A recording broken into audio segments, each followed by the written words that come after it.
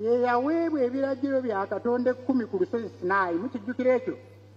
Nga yali muntu mukulu nnyo, abantu nga bamussaamu ekitiibwa kinene nnyo. Ate Eriya ye mulanzi eyali akira abalanzi bonna ab'edda mu kiragaano ekikadde. Ababiri abo mu kiragaano ekikadde ng'abantu bakulu nnyo. Kati okulabika ng'ababiri bano boogera ne Yesu mu kubikkulirwa kuno kaali kabonero okuva eri Katonda nti kati Yesu ono gwe mulaba yagenda okusikira bano be mbadde mutendereza ababiri, Musa n'ani ne Eriya. Kwegamba endagaano enkadde egenda kuggwaawo watandikibwewo endagaano empya. Ekyakakasa kino ly'eddoboozi eryava mu ggulu. Ate abatume bano abasatu baaliwulira nga ligamba, ono ye mwana wange omwagalwa ennyo gwe neesiimiramu, mumukole ki? Muli. Bano baali bakyabitwala nga byamannyiwo nnyo, naye eddoboozi ne libaagula nti ono abalaga bino ye mwana wange omwagala gwe neesiimiramu, mumukole nga ki? Mulirenga. Bamugamba nti sigale wano ennaku zonna, ekyo yakigaana. Kiringa nange kyeŋŋambye empanga nti tukyalinaho omuwaaka ow'okukola ki? Okukola. Baali bakyalina olusozi olulala lwe baali balina nabo okulinnya, luno Tabbo olw'essanyu. Masanyu gaali masanyu meerere nga ge twabaddemu eggulo. Naga nti olwo nalwo lumu, naye mukyasigazayo olusozi oluki? Olulala lumu nalwo lumulina okulinnya. Mulowooza lusozi kyolwo Kalivaaliyo. Kaati mu ddoboozi eryo eryava mu ggulu nga libagamba mumuwulirenga, ne mu kino baalina okumuwulira oba baali baagalawo basigale. Kyasebo abali baleke babeereeyo mu byabwe, naffe twebeerere eno mu byaffe. Naga nti tuddeyo mukyalinayo olusozi olulala olw'okukola ki? Olw'okulinnya. Omugoberezi wa Kristo talina kulondako byangu byokka. Lusozi Tabbo ne Kalivaaliyo nakyo kitundu kya. Buli mukkiriza alina okwambuka ensozi zino ebbiri, Tabbo n'ani? Obeere mu maka, obeere mu ssomero, obeere wa, buyinza okukya ng'oli ku Tabbo, ne buziba ng'oli ku ki? Buyinza okukeera oli ku Kalivaaliyo. Omukama n'akubeera ne buziba ng'oli ku ki? Bwekyo bwe tugenda okutambula. Nga bwe nabagambye eggulo, olugendo luno tugenda okutambula si lwakudda mabega, tugenda buki? Mu maaso.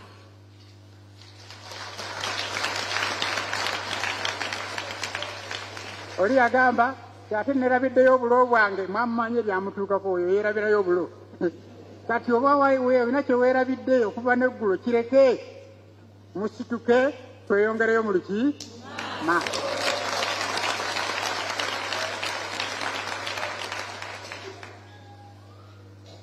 Naye mu basatu bano, Peetero, Yakobo ne Yowaana, Yowaana yekka ye yasobola okumuwuliriza n'alinnya ensozi zino zombi. Tabbo n'ani? Peetero. Kalivaaliyo yamulema. Yagamba bannaye waliwo ekino naawe kyolaba nga tojja kukisobola. Nadda ebbali. Kakati omukazi n'amugamba nti owaayi kiki? Ndeka mwana we, oyagala kuntwala Kalivaaliyo?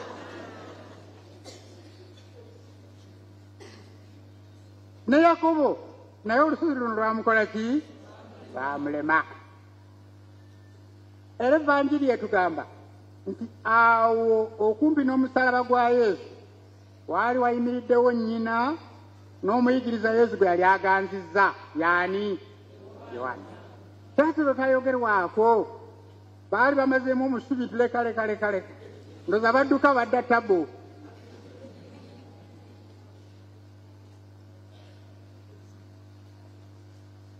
Ku nkomerero ate ebya Katonda bulijjo biggwa bulungi. Ebya Katonda bulijjo biggwa buki? Bulungi. Yamanyi bw'abimaliriza.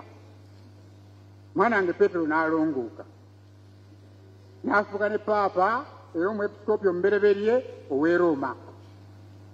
yafa bujulizi nga ku nkomerero yafa bujulizi naye n'agamba oba oli mwamukomerera ng'omutwe guli waggulu nze siyinza kumwegeza nze munkomerere ng'omutwe gwange guli waki kugamba eringa penetensi yaye agambye waayo biri byonna ebyansobako kambimaliririze ddala wano mbimalire ddala era baamukomerera omusalaba ogugwe amagulu ge gali waggulu omutwe gwe guli ki mukubireko mu ngalo Petero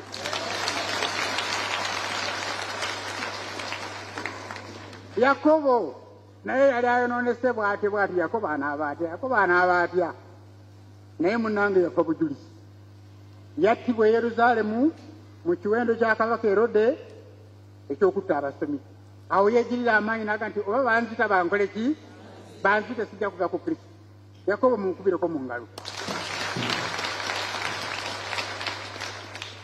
Yowaana tumaze okumwebaza ekyaddako yatuwandikira bino byonna bye tusomye olwaleero mu Buvanjiriyani ya Yowaana byonna bye yalaba kubanga bano baabuukangamu ne baddako ebbali ne beekweka ne baddako naye nga byonna abigoberera buki bulungi n'atuwandikira Evvanjiri ya Yowaana byonna ebyaliwo okuva ku ntandikwa y'obulamu bwa Yesu okutuuka ku ki ku nkomero abooluganda okusinziira ku bino tusobola okugamba nti ku nkomerero bonsatule nga bwe tubakubidde mu ngalo baaweesa Yesu ekitiibwa baawangula nandibadde ng'olubereberye Petero ne Yakobo baasooka kumutiirira kyokka ate yo Yowaana atuwa ekyokulabirako ffenna kye tulina okugoberera mu bukristu bwaffe yatuukiriza eddoboozi eryava mu ggulu kiryali ligamba ono ye mwana wange omwagalwa mumukole ki oluusi atulagira byangu oluusi atulagira bizibu n'agamba mu kisiibo tolyangako ku nnyama kinzibuwalidde kyo kinnemye kinyinze nejjusa ekyo kinyinze ebyo bibeerawo mu bulamu bwaffe si byangu byokka naye n'ebizibu mu bulamu bwaffe tubirira naye ne bali ababiri Petero ne Yakobo balina kye batusomesa ti omuntu abadde omunafu asobola okwegirira amaanyi n'afuuka w'amaki w'amaanyi omuntu abadde omubi asobola okwegirira amaanyi n'afuuka omuki tomuteekanga mu kabokisi kamu nti oyo yabijja mwana wange ayinza okuyikolaku bayinza omukolako mu saaluuni n'akola ki n'alongooka gwegezaako omutwaleyo muwubeyo mu saaluuni enfunda nga ziizo n'abadde omwonoonyi naye asobola okufuuka omuki omutuukirivu bwe tibutambula banange enziramu eggulu lwabadde lunaku lulungi nnyo gye tuli nga bannakasana Luweero Katonda yatukyalidde yatulambudde mu bagenyi abo bonna ab'ebitiibwa bwe mwalabye abeepisikoopi vice president baminisita abagenyi baffe bonna ab'ebitiibwa babadde awo abantu enkuyanja mu ekyo Katonda yatukyalidde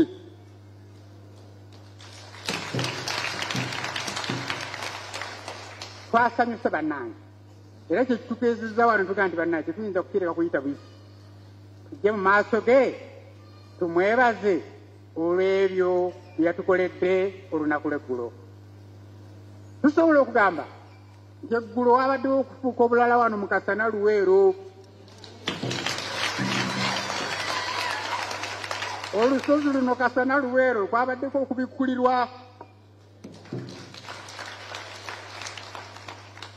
naye Katonda y'omu naffe atujjukiza kasana Luweero buli lunaku telujja kubeera Krismasi nti mbuutu wajja kubaawo wano bwe lukya nga buli omu tayagala kutunula ku munne nga bizibu nga twewunaganya buli omu yeeyongerayo bweyongezi olwo lusozi ki Kalivaaliyo ensozi zino ebbiri tutandika olugendo lwaffe nga tuzimanyi eggulo twabadde ku tabo wiiki ejja tuyinza okubeera ku ki Kalivaaliyo oba onookolanga Petero oba onookolanga Yakobo oba onookolanga ki ono gandi endi ejjusa okunkomerera akadde kayinza okubula bano baafuna omukisa kkiriza twambuke olusozi Kalivaaliyo nalwo twerangirireyo ng'abaki ng'abazibu nga bwe ŋŋambye awamu wajja kubaawo okwefungiza tulinnya olusozi olwo oluzibu awo ne bannaye mwetegekere n'akaseera ak'okugezebwa bwe kanaaba katuuse akaseera ako ng'ebigaali byaffe byesibye namuyita nemugaa nti oba waawo yafa nga mwali mulamu ebigaali nga bikoze eki yesu nga gye tuva ne gye tugenda tukola ki tugamba tuli luddawo wano bannaye tuli luddawo tuli ku Kalivaaliyo bafaaza mujjukiranga ne mubagamba nti tuli ku Kalivaaliyo mwefungize tweyongere wati waggulu kale na bannange nziramu okubeebaza emirimu gyonna gyonna bannange gye mukoze okuva bisopu Ssaabasumba lwe yabasiibula n'agenda e Kampala ekitiibwa kyaffe bannange Ssaabasumba okutubeerera e Kampala kitiibwa kyaffe naffe kati bwe tugenda e Kampala era y'ensonga lwaki bannange baŋŋaye ntulonda anaakuteekawo neŋŋa nti ate nva kuwoyo muno amanyimu ekitiibwa kyeyagenda eri nakyo nakyakitukomezeewo kano katono yazzeeyo naye era kale yatulese bulungi bannange nja kubaagaliza olugendo luno tulutambule ffenna tukwatagane ffenna ekibakwatako kinkwatako nange ekinkwatako kibakola ki kibakwatako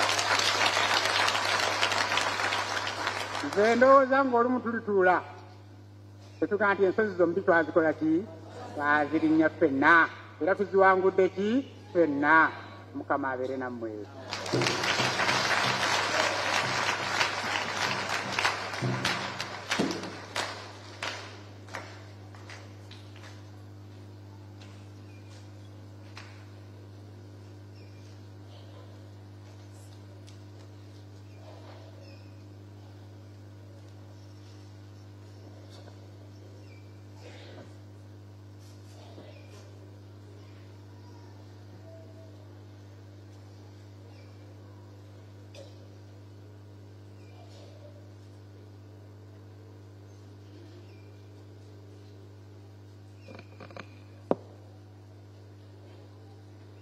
Mukadde kano kansabe abagenda okutwala ebyetaago tusembere ku mpimpi wano nga tuddamu okwatula okukkiriza kwaffe ate bwe kuggwa tulyoke tutwale essaala zaffe abakristu. Nsaba tuyimirire.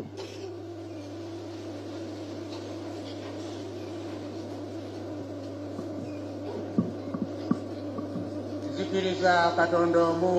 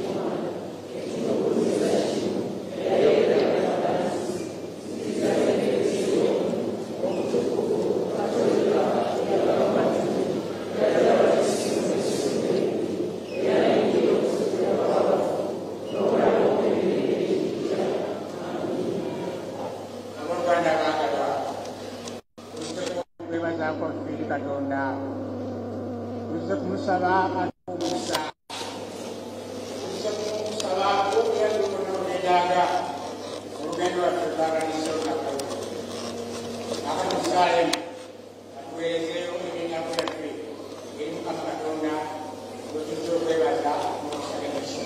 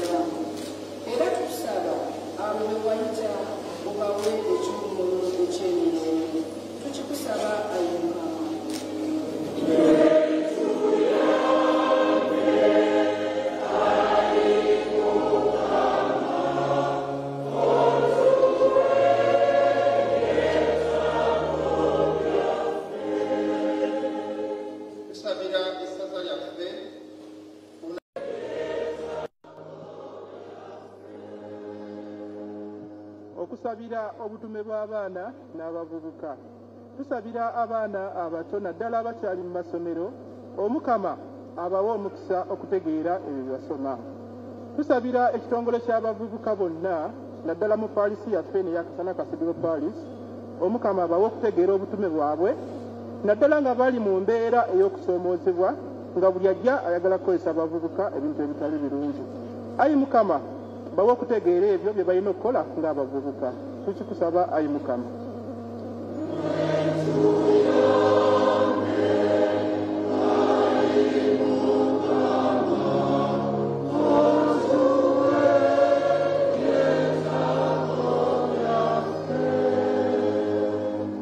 Tusabira abo bonna abayambye essaza lyaffe. Ayi Mukama ng'ojja mu kisa kyo ekitakoma w'omukisa abo bonna abatodde ku byabwe bye wabawa ne badduukirira era ne bazimba essaza lyaffe. Abo be wayita bagwanyize empeera ey'okwayakana naawe mu ggulu, n'abakyalamaga bawe emikisa gyo n'ekisa kyo. Tukikusaba ayi Mukama.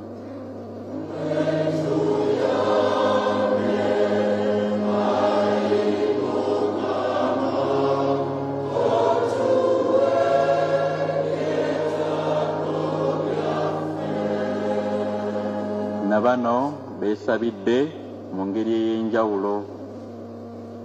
Najjuuko Josephine, Nakasujja Prosi, Namyalo Faustine, William, Speciosa Nasozi, Musomesa Nansaato Maria Goretti, Emily Kalanzi Nambasa, Michael n'abalala bonna beesabidde Omukama abawe bye beetaaga.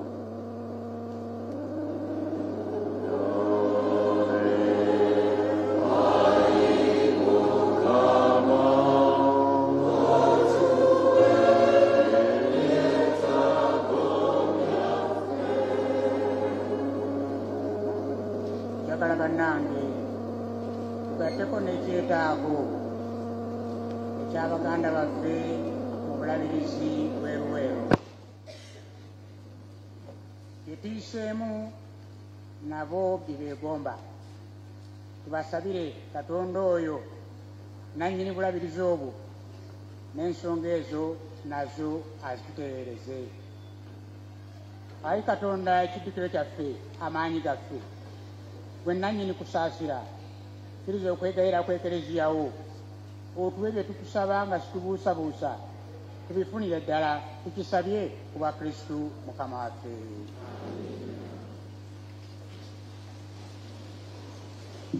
Omukama oyo atuwa ebirungi ebingi, naffe katutoole ebirabo byaffe tumuddize okumusiima. Tugenda kusooka n'ebirabo eby'ensimbi zigenda kuteekebwa mu bokisi ezo, era abazaveeri bagenda kuba batuyambako mu ngeri gye tugenda okutambula. Ate tulyoke tuzzeeko ebirabo ebikalu. Ab'essomero erya Palume be bagenda okusooka okuleeta ebirabo ebikalu, ate n'ab'executive ya parish nabo balyoke baddeko.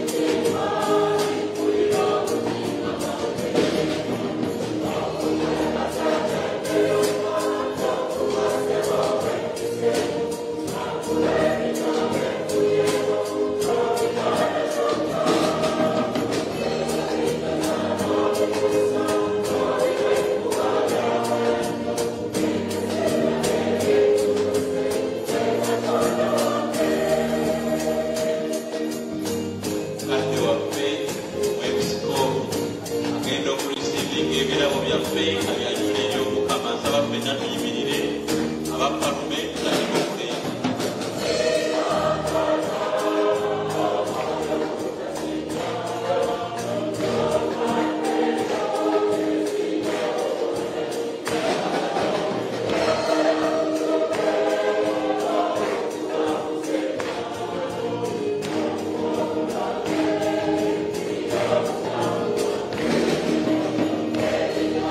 Thank you.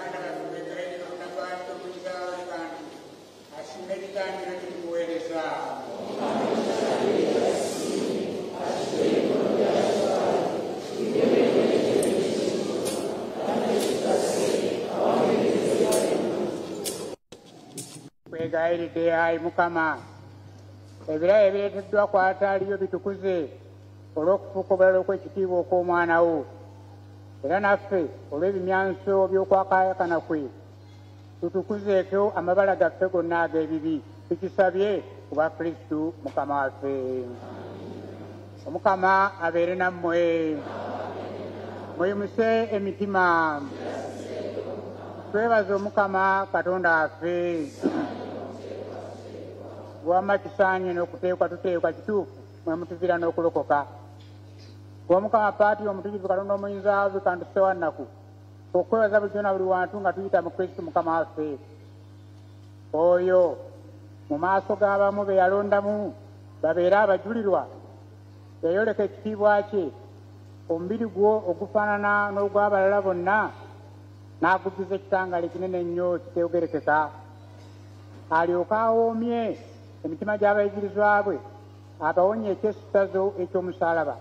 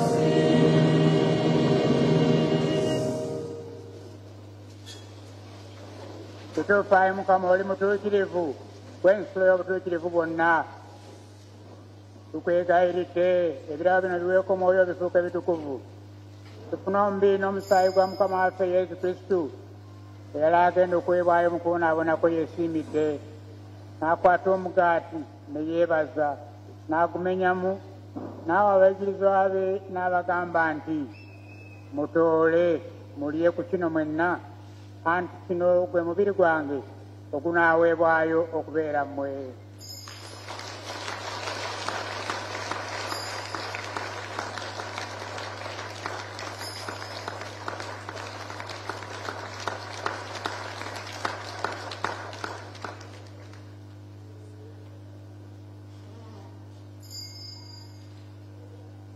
Era bwe baamala okuleeta ekiro n'addira ne kaliisi era ne yeebaza n'awa abayigirizwa be n'abagamba nti mutoole munywe kuno mwenna anti eno ye kaliisi ey'omusaayi gwange ogw'endagaano empya ate ey'olubeerera ogunaayiibwa okubeera mmwe n'okubeera abangi okusonyiyisa ebibi kino mukikolanga lwako nzijukira.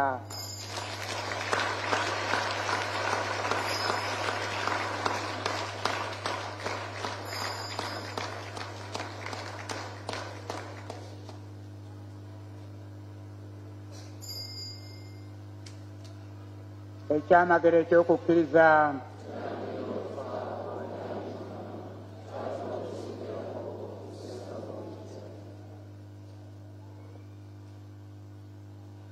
kale nno ayi Mukama olw'okujjukira okufa n'okuzuukira kwe tukuweereza omugaati gw'obulamu ne kaliisa ey'okulokoka nga tukwebaza kuba watugaanyiza okuyimirira mu maaso go n'okukuweereza tukwegayiridde nnyo nga tukwesengereza twabagabana omubiri n'omusaayi bya Kristu mwoyo omutuukirivu atukuŋŋaanye wamu. jjukira ayi Mukama Keleziya wo abunye enkulungo y'ensi mujjuze yenna okwagalana wamu ne Paapa waffe Francis n'omwepisikoopi waffe Lawrence Mukasa gwe tuli naye wano n'abo bonna abaakwawulirwa mu busaasedooti ne mu budyankoni.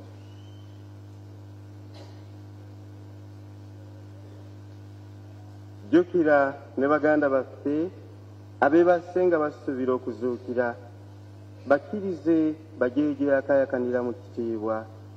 jjukira n'abafu bonna bewagirira ekisa mu kufa naffe ffenna twegayiridde okisaasire tusaanire okugabana ku bulamu obutaggwaawo okukuteena n'okugulumiza wamu ne Mariya omubeererevu omutuukirivu nnyina Katonda ne Yozefu omutuukirivu bba n'abatume abatuukirivu era n'abatuukirivu bonna abaali bakusanyudde obwedda bwonna nga tuyita mu mwana wo Yezu Kristo.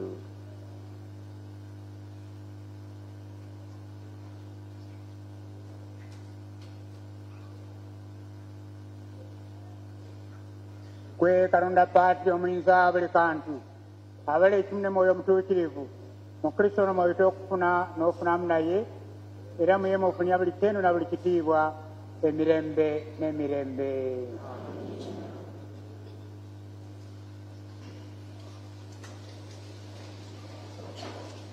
mu ssaala eno Omukama gye yatuyikiriza tumusabe atuwe omukisa ogunaatusobozesa ffenna awamu okweyongerayo mu lugendo lwaffe.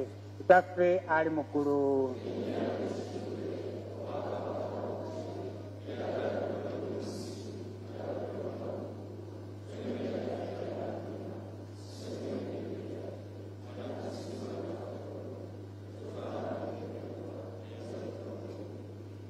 ayi Mukama tukwegayidde tulokole mu bibi bwonna tuyambe tubeere mu ddembe tugirire ekisa tuwone ekibi ennaku zonna tutebenkere awatali kutabukana kumu nga tulinda okwesiima ku watusuubiza n'abantu bag'omulokozi waffe Yezu Kristo.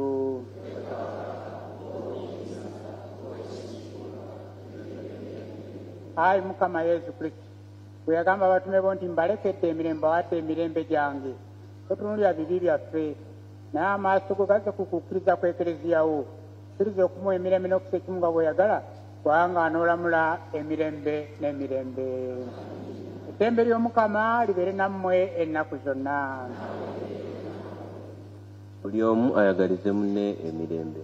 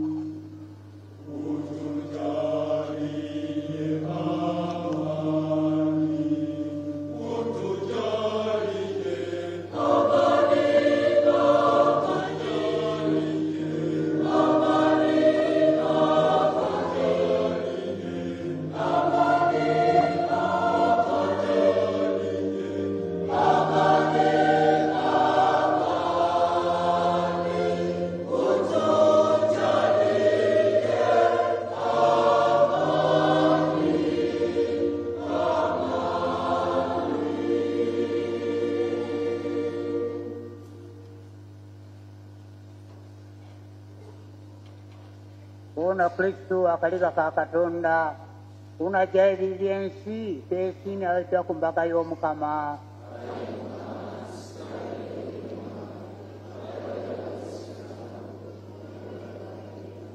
Mbiri n'omusaayi bya Kristo bitukuume bitutuuse mu bulamu obutaggwaawo. Abooluganda abaagalwa, Kristo bwe yalabikira abatume baddamu amaanyi nga balabye okwakaayakana kwe. Naffe y'omu agenda kutwegabula tufune amaanyi abatume ge baafuna, twongere olugendo lwaffe mu maaso. Katusembere abeetegese obulungi atugabule.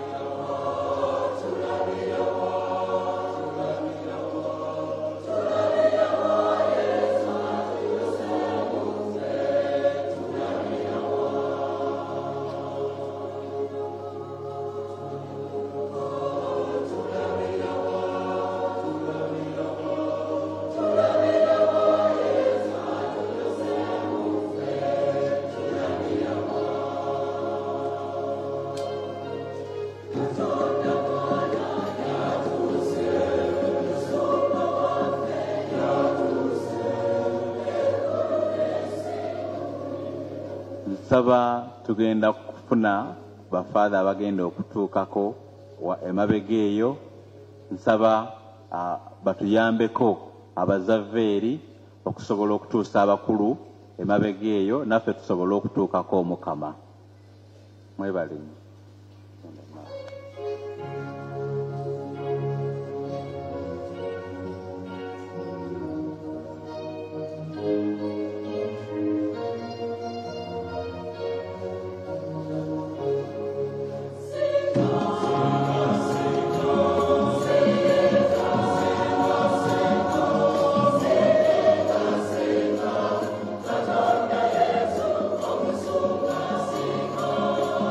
Sing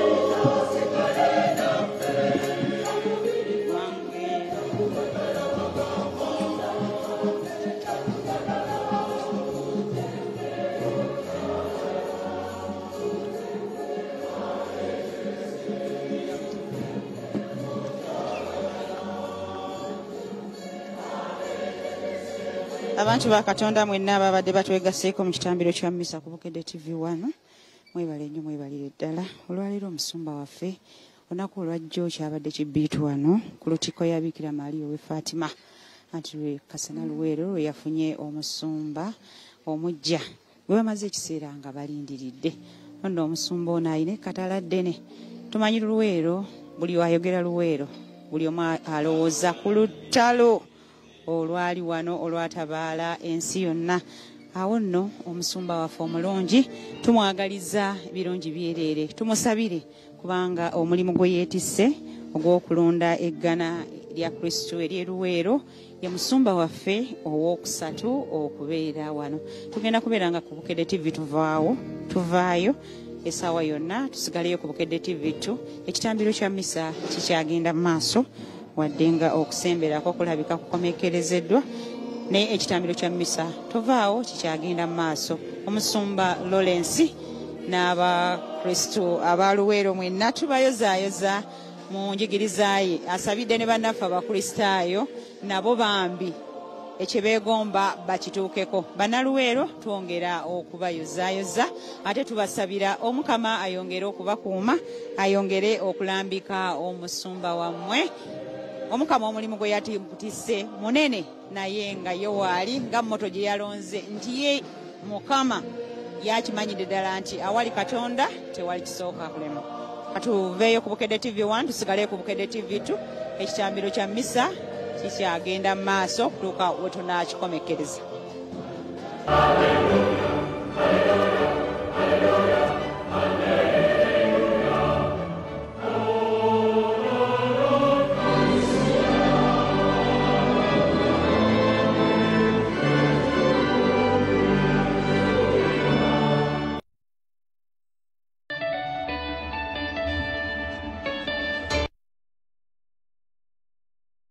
Getting involved now. Why would I leave the Premier League to go and sit on the bench? Enjoy your favorite games on Auburn TV. An opportunity for Vipers.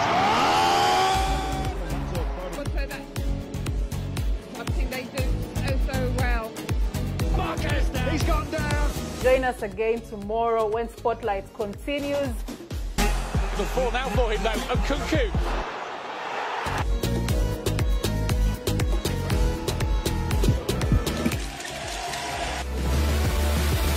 Bringing you the best sports entertainment from your favorite stars.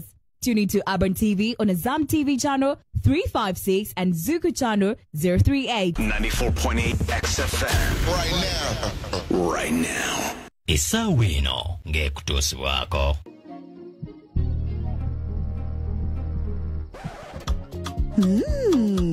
Rico Cubes kuba bijanjala ebiwoomu.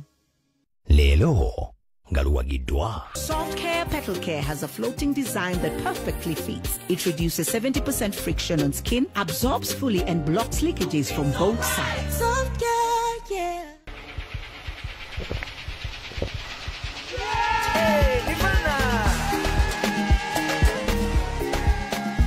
Nirvana packaged drinking water is a product of Crown Beverages Limited, makers of Pepsi products.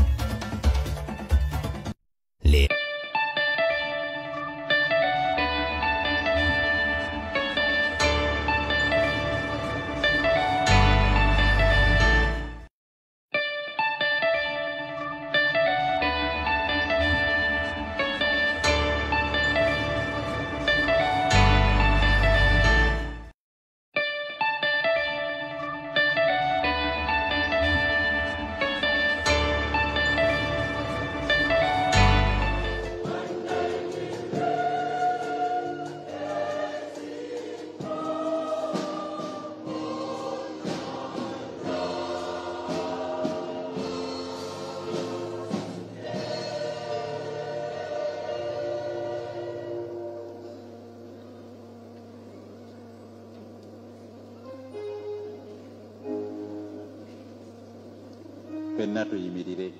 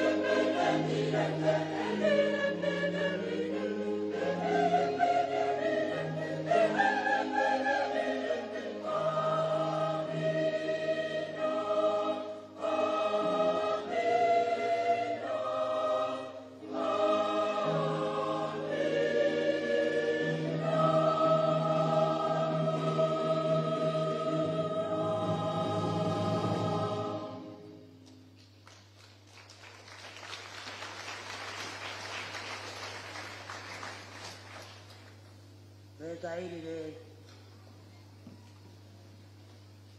Ayi Mukama, emmere neva mukulu gye tulidde etufaananya oyo gwe watwoleka okutangalijja kwe lwe yafuuka luli mu maaso g'abatume be.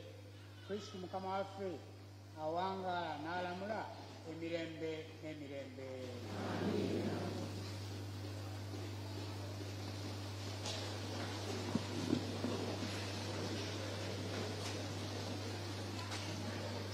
Omukama mulungi obudde bwonna.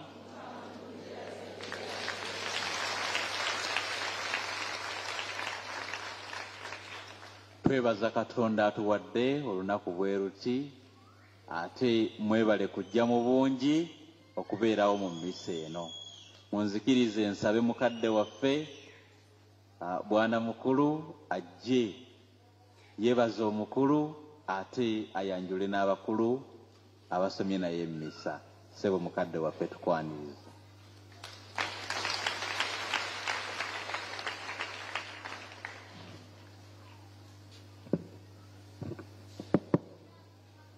Abooluganda Omukama mulungi era obudde bwonna. Tumukubire nnyo ndala ez'omwanguka.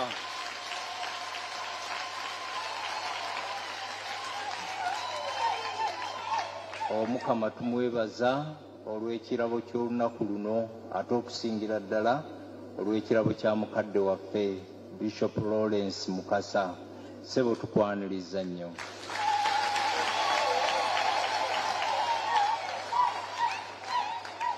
Era tuddamu okuba engalo ez'omwanguka okumwebaza olw'otukulembera ekitambiro kino.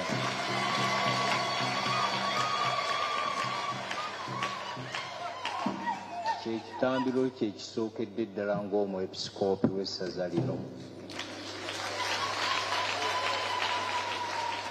Ssebo tukwebaza ate era ne tukkulisa ennyo. Njagala okwebaza ennyo mu buuyo obwo bw'okwebaza ne kwaya yaffe etukulembedde obulungi, tugikubireko mu ngalo.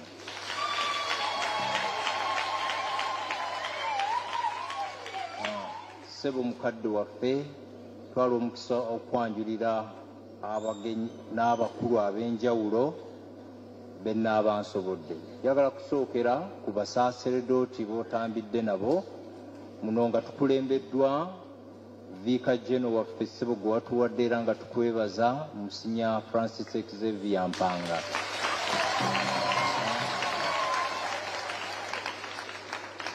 Ne tubeera ne mukadde waffe Musinya Mathias Kanyerezi. Ne tubeera ne mukadde waffe era abadde ssentebe w'olukiiko olutesitesi Father Joseph Kakooza Nyanzi. Ssebo ne Chancellor waffe waali Reverend Father Cyril Kasigwa.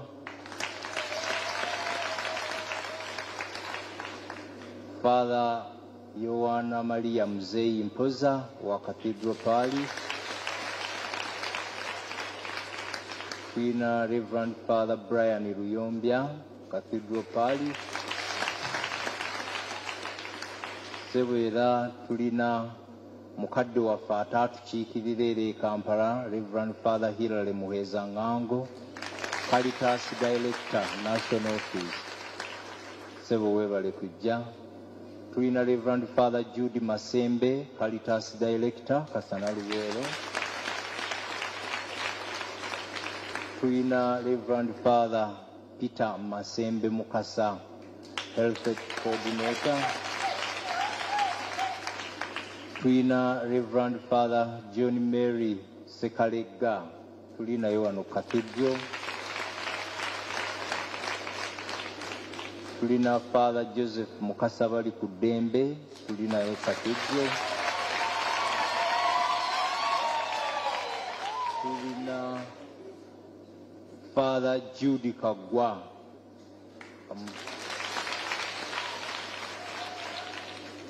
Tulina omwanika w'essaza Father Ponsiano Sonko. Tulina ne Reverend Father Joseph Mary Kavuma owa Investment. sebo tulina n'abadyankoni abakubugiriza, tulina Deacon Mark,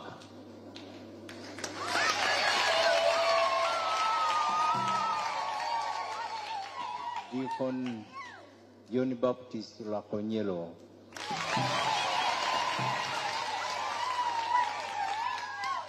Father Joseph Michael Milo, sebo n'abaweereza abakutambiridde, ate abasomesa baffe bakatekisi, musomesa Peter Lukiza ne musomesa Matthias Mbago. Ntwala omukisa okwanjula banaddiini abali wano benja okusaba bayimirire nga bwe bali. Mbasaba abasista muyimirire, abasista abali mbye mwebale nnyo, mwebalire ddala. Sebo ojja bategeera mu bibinja byabwe okusinziira mu bibiina era nga bwe tunaagenda tukulambuza era nga otusinkana. Sebo tulina ne ba brother, tulina brother akiikiridde bannakalooli brothers.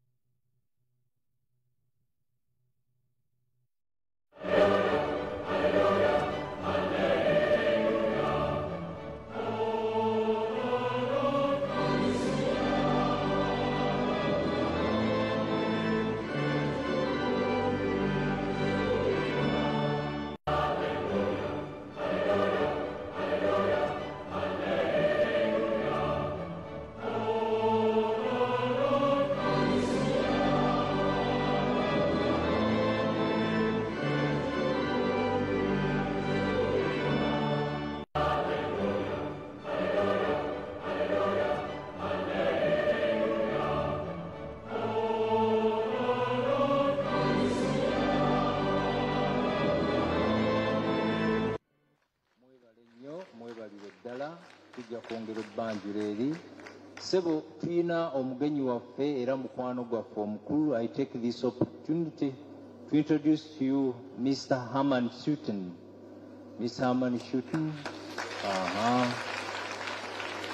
is our friend in the diocese and coordinator to the different donors who are assisting us in the diocese. Mr. Herman, we thank you very much and we welcome you. Thank you for coming. Tuyina sebo mukadde waffe Mayor John Chris Buwembo. Sebo tukwaniriza. Mukadde waffe era mukwano gwaffe Mr. Matovu Bile, Director New Africa. Nyinza okugamba ayinza okuba nga akiikiridde obuuyi bw'Abaganda baffe bali naye ng'ate mukwano gwaffe. Sebo weebale nnyo obwa Sseruganda. Naatera okumaliriza be naabasikonyeeko munaasaasira naye munzikirize sebo twanjule owooluganda abo booluganda ba mukadde waffe Bishop Lawrence Mukasa nga bano bakulembeddwa Reverend Sister Kereya Nakubulwa. Sister nsaba oyimirireko awo amabega n'ab'eŋŋanda. Tweyanza nnyo tuwa Bishop. Nange munzikirize mbanjulire abavudde Ekinda Mityana ewaffe. Njagala okwanjula famire yange ekulembeddwa Maama Teresa Nanteza. Muwanvu nnyo nga nze. Tweyanza nnyo, tweyanzeege. Ate era nyanjule n'owooluganda Dr. Kaggwa Mugagga n'omukyala. Bakulu tubaaniriza nnyo. Manyi tulinayo feezi endala ey'okwanjula abagenyi naye abo be nsobodde okufuna naye abasigadde tunaayongera obbakoonako. Tubaagaliza okujaguza obulungi olunaku luno awamu naffe. Kansaba omusomesa atuwa ebirango.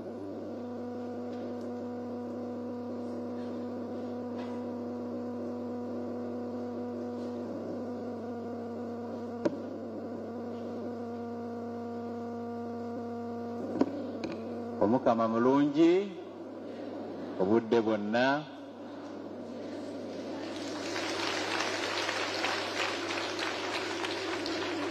Ssebo mukadde waffe bwana mukulu, tukweyanza olw'omulimu omulungi gwe wakoze. Munzikirize mbatuuseeko bino.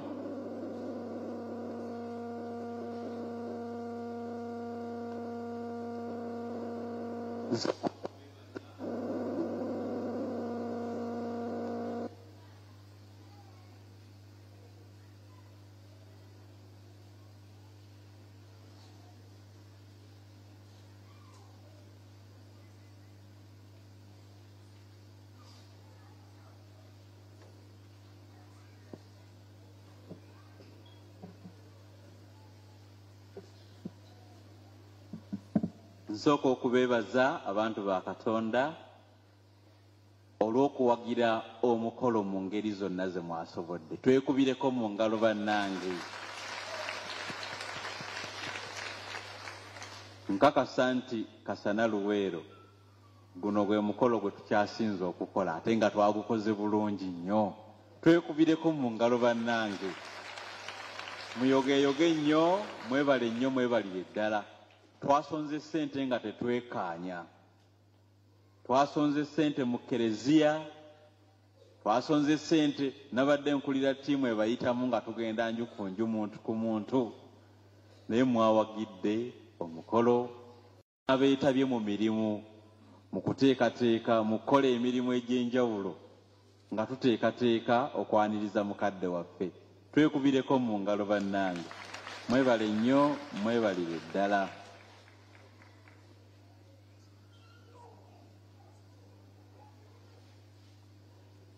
Tubadde n'okuba n'ekimu eky'ekkumi olwaleero nga bwe nali mbagambye, naye tetugenda kuba na birango tetugenda kuba na kimu kya kkumi, sorry. Tugenda kufa nakyo ku Sande ejja. Twandibadde nakyo Sande eno naye kya Sande ejja. So nja kubasaba mujje nga mwetegese aba parish eno. Mbategeeza abakulembeze abo bokka aba sub parish executives ab'ebisomesa abalondeddwa n'abakulembeze aba COC abakoze ku COC tugenda kubeera nabo ate tugenda okutambula. Ssebo weebale nnyo, weebalire ddala.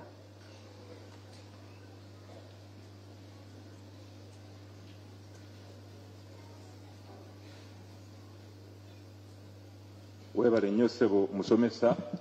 Mukadde wange omwepisikoopi, abakristu baŋŋambye bwe najja ku muzindaalo bagenda kuba engalo bamaze ozikookinga. Osooka oziwulire nga zo zikwaniriza ddala ng'omusumba waffe ow'okusatu mu ssaza lino. Sooka oziwulire bulungi nnyo.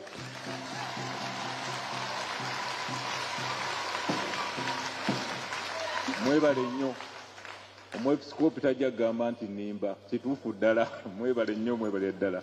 Mukadde wange omwepisikoopi Bishop Lawrence Mukasa ate n'abakuyambyeko okutambira obulungi, twagala okwebaza ennyo nnyini ddala. Mwebale nnyo, mwebalire ddala. Era mukadde waffe tukusuubiza ensozi zombi tujja zirinnya ngaawe wazitunnyonnyodde.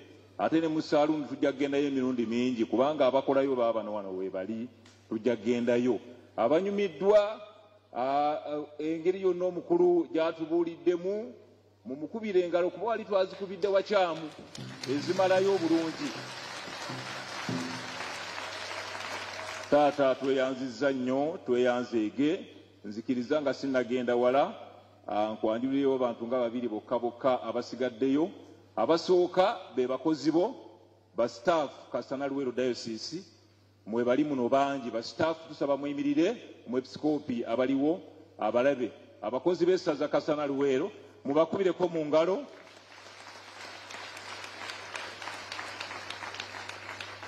Mukadde wange abakulembeze abajja olunaku lwa jjo watulayiza naye waliwo ate abatusookayo mu bukulembeze nsaba okkirize nabo bayimirire ate tubakubire mu ngalo naawe obeetegerezeeko.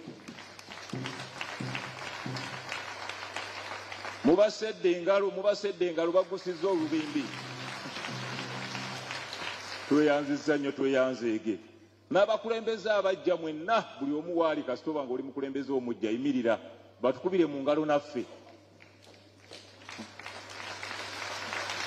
Ontyo kati abo be bali mu kintu si omukadde wange era nayagadde akatundu ako we katuuka nange we mba nkweyanjulira. Nze mu Kristu wo Mukwaya Lawrence Nkeretanyi ate taata Ssaabasajja yasiima guno omuluka gw'otandise okuwangaaliramu okuva olunaku lwa jjo. Nze mwami waagwo ow'omuluka si omukadde wange Ssaabasajja yampa. Ate abakristu ba wano Kasana Parish ne balaba nga ngwanidde okuba omuwandiisi wa Parish. Bwe twagenda kusaza okulonda ab'essaza ne baŋŋamba sigwanidde kuba muwandiisi wa Parish kyokka ne bannonda okuba omuwandiisi w'abakristu ku ssaza. N'olwekyo ze engalo z'owulira ze bankubira. Mwebale nnyo mwebalire ddala. Mukadde wange kwaya baagyebazizza naye nsaba ngikwanjulire kubanga entamu ewulira muliro gusooka. Kwaya eno gy'olabye eyimbye obulungi bweti teyavudde walala. Waliwo abaddanninaanye wali ne bagamba abayimbye gy'abessaza era babakomezzaawo. Nedda eno kwaya mukadde wange ye kwaya yo eya Parish. Abayimbi okuva mu kwaya ez'enjawulo mu Parish mu bisomesa eby'enjawulo mu Parish yaffe be bakola kwaya eno. Banaye tugikubireko mu ngalo eyimbye bulungi. Era y'ensonga lwaki wagamba nti naye oyagala osiibe naye obeeko by'obabuuza bakubire n'okubulira engeri gye baweereza. N'olwekyo abakwaya mwebale nnyo mwebalire ddala ensonga bw'etyo. Basebo ne bannyabo abaagalwa mukkirize. Mukadde wange omwepisikoopi atuvudde wala okutuuka olunaku lwa jjo lwafuuse obulala naye nsaba onzikiriza ompeeyo eddakiika emu nkutambuzeemukko mu ddakiika emu okutuuka olunaku lwa jjo essaza lyaffe lino. Mukadde wange essaza lyaffe lino kyali kitundu ku ssaza ery'e Kampala ekkulu era nga parishes ezasangibwa mu kiseera ekyo naddala parish eyatukulembera okubanga efuuka parish mu parishes zonna ze tulina wano nga tunafuuka ssaza parish y'e Nandere eyabangibwawo omwaka gw'olukumi899 okutuukira ddala kuba omwaka ogujja banna ejaguza emyaka 125 kuba mubadde mukyakijjukira abakubye mu ngalo mwebale. Ne parishes endala ezizze ziddako mukadde wange twali tukyali wansi w'obuweereza obwa Kampala Archdiocese. Awo paapa n'asiima ate twetongole tufune essaza eryaffe Kasana Luweero. Ennaku z'omwezi zaali 15 Desemba omwaka 1996 ne balangirira mu butongole essaza lino okubanga paapa akkiriza era aliwadde lyeyawule ku Kampala Archdiocese. Mukadde wange ennaku z'omwezi zaali 1 Ogwokusatu omwaka 1997 essaza lino ne balitongoza okuba essaza eryetongodde era n'omwepisikoopi yasooka Dr. Cyprian Kizito Lwanga umule mirembe n'atukuzibwa n'okutuuzibwa nga jjo omukolo omwennyini ogwakuyisiddwamu. Ze engalo zino z'owulira mukadde waffe oyo yatukolamu emirimu mingi nnyo era n'aweereza okutuukira ddala okuva omwaka ogwo okutuukira ddala omwaka ogwa 2006. Tumwebaza nnyo era twongera okumusabira awummule mirembe. Twali tetunafuna musumba eyaddako wano tufuna nnyo Katonda yatuwa okufuna ba administrator waffe yasooka Musinya Kanyerezi Mathias n'abanga awo yatukwatamu okuva omwaka ogwo 2006 okutuuka 2008. Mukadde wange we twavaawo kwe kufuna omusumba ow'okubiri omwaka 8 n'aba ng'atandikirawo okuweereza okutuuka wano gy'olyabalamu omwaka 2022. Twali tuli awo ne tuwulira amawulire nga mukadde waffe paapa alangiridde 29 ogwokuna nti omusumba agenda okuba owokusatu yeggwe era gwe mukolo ogwabaddewo jjo. Bwemufunze eddakiika emu gye nakusabye n'ababadde babimanyi bulungi babimanyi ne munkubirako mu ngalo. Tweyanza nnyo tweyanzeege. Mukadde wange nsaba okkirize makkati gaffe waliwo mmeeya nga bwe bamukwanjulidde akozesa ebigambo bitono bulijjo ng'ayozaayoza ajje akuyozeyoze. Olw'ekyo neeyanza nnyo neeyanzeege. Bw'anaamaliza nsaba Ssaabakristu weetegeke wa parish gw'ojja tuyitira Ssaabakristu w'essaza.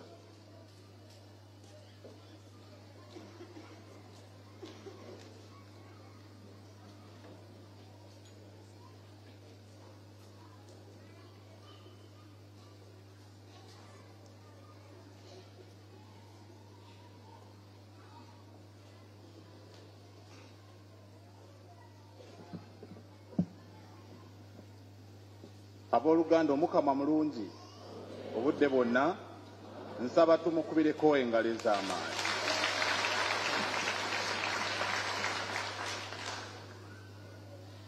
Okusookera ddala njagala okutwala omukisa guno okukwaniriza omusumba waffe omuggya Bishop Lawrence Mukasa. Tukwaniriza nnyo mu kibuga kya Luweero tawuni empya ennyonjo.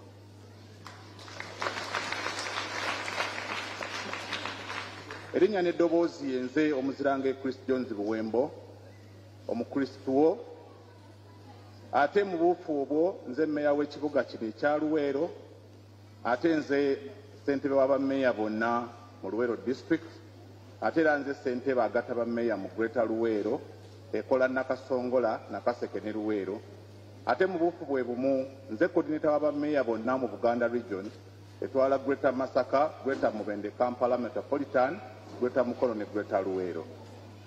Nze ssentebe w'olukiiko lwa meeya bonna mu Uganda olwa finance and audit, naye mu ngeri enjawulo bannaluweero mbasiima nnyo mwekubireko mu ngalo nti mwalonda matiriyo. Ebigambo byange tebigenda kubeera bingi. Omusumba waffe omuggya, nze njagala kusuubiza busuubiza nti mu bukulembeze bwaffe ng'abannaluweero tugenda kuvaayo buli w'otwetaaze. Ekikukwatako kigenda kutukwatako, ekitukwatako tusaba taata kuba gwe taata waffe kati, ate naawe kikukwateko. Tukakasa nti tugenda kutambula wamu nga tetwerekeredde omusumba waffe. Mumukubireko mu ngalo ez'amaanyi.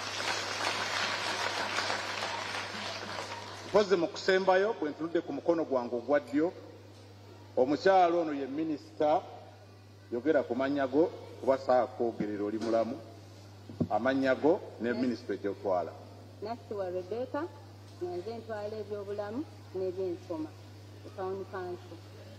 N'olw'ensonga eyo bassebo ne bannyabo mufundikire n'obubaka obuweereza omusumba waffe engalo nti tumwaniriza nnyo mu ssaza lyaffe lya Kasana Luweero. Bannange engalo nga z'amaanyi. Awo nsaba wenna w'otudde, Mukama omwaka guno masaba nayekolera ekirabo okufaanana bwekyo akuubereza obulwadde obusinga obweyalanira ku mutima. N'ekisinga obukulu mu byonna yagalizanga muno weyagalize, ate ffenna tulina omusaayi gwe gumu. N'olw'ensonga eyo ffenna tulina okubeera nga tuli bantu, buli omu ng'asobola okubamu n'ekitiibwa. Nga tuyaludde muno mu ggwanga, nga tuyaludde muno mu kikula kye, nga tuyaludde muno mu ddiini gy'asoma. Awo nno ekikolo ky'okubeera abantu abatambula awamu kuba ffenna tuli baana ba Katonda, ate naddala okusinga ddala mu abakuŋŋaanira mu Ekereziya Katolika. Mbaagala nnyo. Mukama abampeera omukisa nga muddayo ate mweyagalire mu kitundu kino.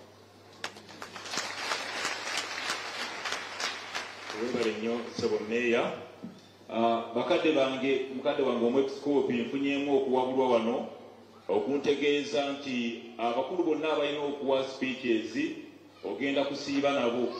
N'olwekyo waliwo embeera egamba nti omu ayinza okuwa speech ate n'atasiiba na mwepisikoopi ne tuba nga tumuggyeko omukisa. N'olwekyo bonna bajja kuba nga boogerera eri engeri gye kiri nti bagenda kusiiba naawe. tweyanziza nnyo tweyanzeege. Bakulu tugenda kufunayo ebifaananyi ebitonotono naye tusaba okwebaza houses zino ezibaddewo nga zitukwata naddala abatukutte live. Twagala okwebaza Radio Maria kwetuli live, twagala okwebaza Bukedde TV webale nnyo kwetuli, Ugandan Catholics Online kwetuli butereevu, NTV, UCTV mwebale nnyo mwebale ddala, Radio Sapiencia mwebale nnyo mwebalire ddala, n'emikutu emirala egiriwo naye nga tetuliko live kati nga Radio Simba, Radio Seke, Bukedde Olupapula, BBS mwebale nnyo mwebalire ddala embeera bwetyo. Tujja kufunako ebifaananyi wali ebweru nga mmisa ewedde nga tumaze okufuna omukisa.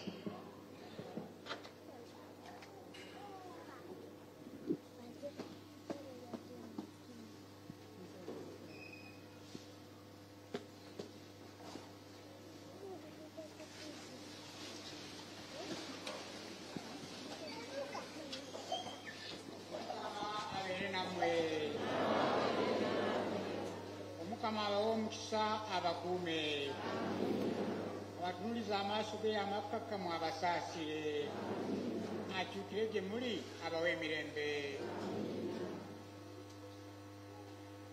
N'omukisa gwa Katonda omuyinza wa buli kantu, Maatiri ne Mwana ne Mwoyo Omutuukirivu tubakkeko ate tusigale nammwe ennaku zonna. Mmisa yaffe ewedde, tusigale mu ddembe lya Kristo.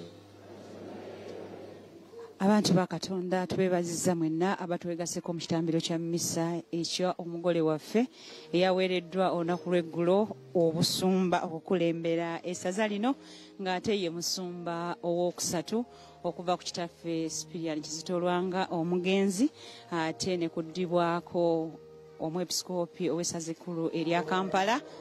Ate kati olunaku olwajjo kyatokose kisaanikire wano okulaba nga omusumba waffe Lawrence Munsinya kyamuvuddeko kati musumba mulamba.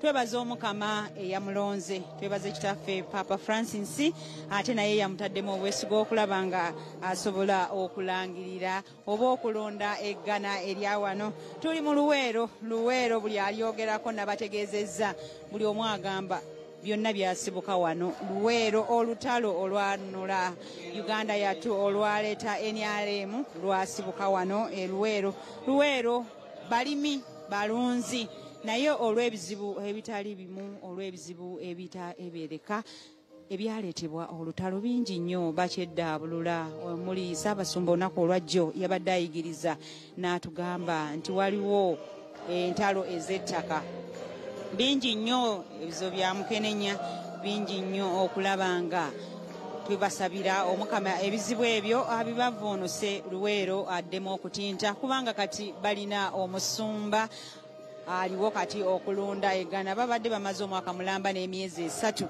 bambi nga tebalaba ku musumba, naye twebaza abadde akuuma essaza lino eryakasana Luweero Munsinya Xavier Mpanga yabadde akuuma essaza lino. Tumwebaza ng'era olunaku olwajjo omusumba yasiimye n'amufuula vika jeno ow'essaza lino eryekasana Luweero.